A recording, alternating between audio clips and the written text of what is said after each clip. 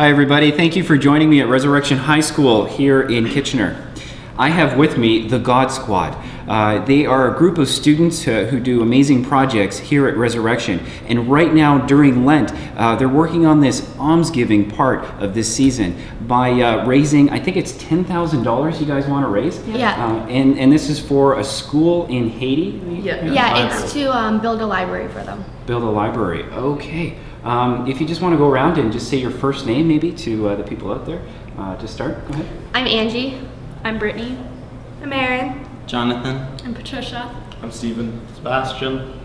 I'm Joanna. I'm Mason. Mason, okay, cool. And why would you guys take on something like this? What inspired you to kind of raise money? Well, for me, it's I know how much a book can mean to a child because growing up, books were like my favorite thing.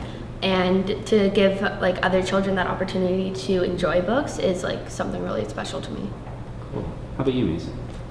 Well, like to help those in need, really. Like we realize, like at school, some of us even take for granted the fact that we have a library of our own. We can just access books whatever we want and check them out and learn new things and everything. Yeah. And like as you guys go out into classrooms and collect all this money, is there something that unexpected is kind of happening while you do that?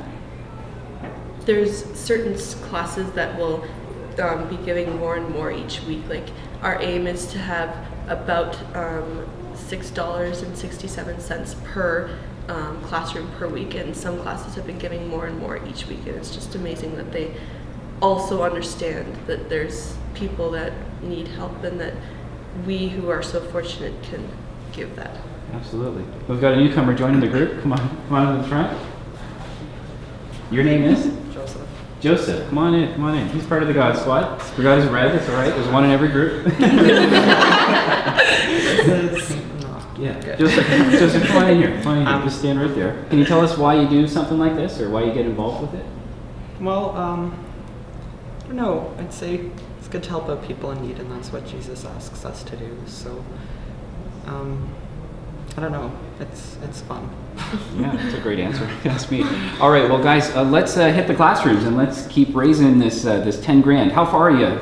8,000. 8,000? I think we're going to try to push for even more. Awesome. Yeah. All right. Well, keep up the great work and let's go. Okay. Hi. Do you have missions? Yes, we do. Okay. What? Miss Paula, can you tell me about your classroom's efforts to give to this collection and why you see it's important to do something like this at the high school? Okay, well, we've talked a lot.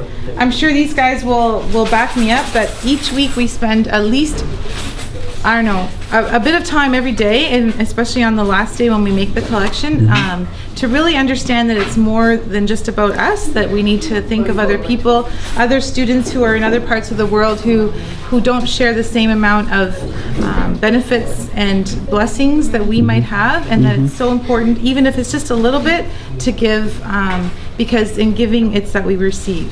What do you guys think of the volunteers on the God Squad and their work? Have they been doing a good job? Yeah. All right. Anybody here going to join the God Squad one of these days? All right. And we have with us their chaplain, Kelly Stevens. And I was wondering if you could tell us a little bit about the history behind this collection. Where did it all begin? It really began with my previous school board. I worked for a school board that had sister schools in Haiti through the Sisters of the Holy Cross. And I remember one school that never had a partner. It was this little school. It actually has an orphanage attached to it.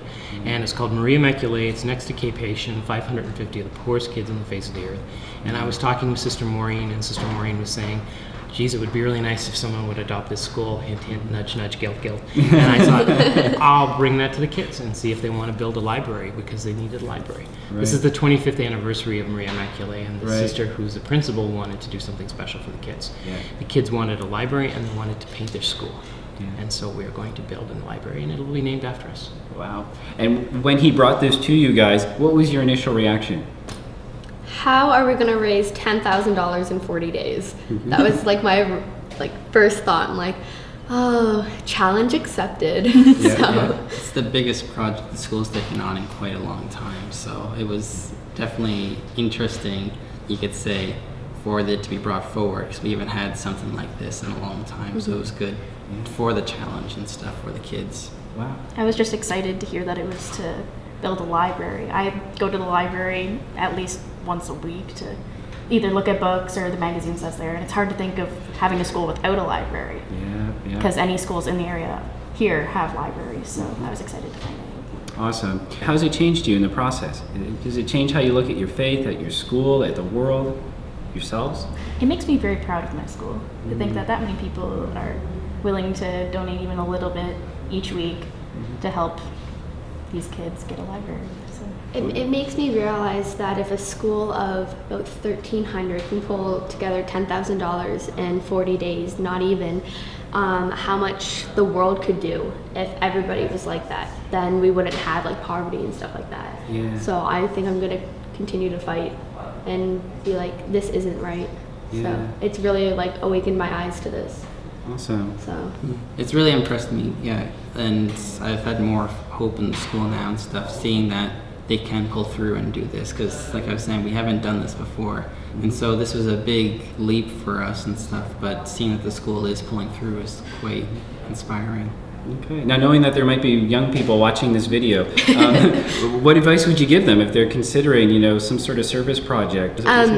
don't be afraid to speak up, because so many people aren't aware of what's truly going on because they're scared of getting involved. But the only reason that we can, or the only, wait, mind blank. That's right. The only way that we can get the world into a better shape is by getting involved and raising our voices, because children, teenagers, like we're the ones who are going to be running the world in a couple of years. So we're the ones who have the highest voices, and we need to raise them. Awesome. I would say start with something small. Like, this has kind of been built up over the years and stuff of like doing smaller things, but now Kelly's brought forth a larger task. And so I would just say start with something smaller, because it's in the small acts that you do that can really make a difference in somebody's lives. And then maybe over time you could build up to something larger. I would say just get involved in something that you enjoy, that you feel is doing something good for the world. And again, just start small. It doesn't have to be a huge thing.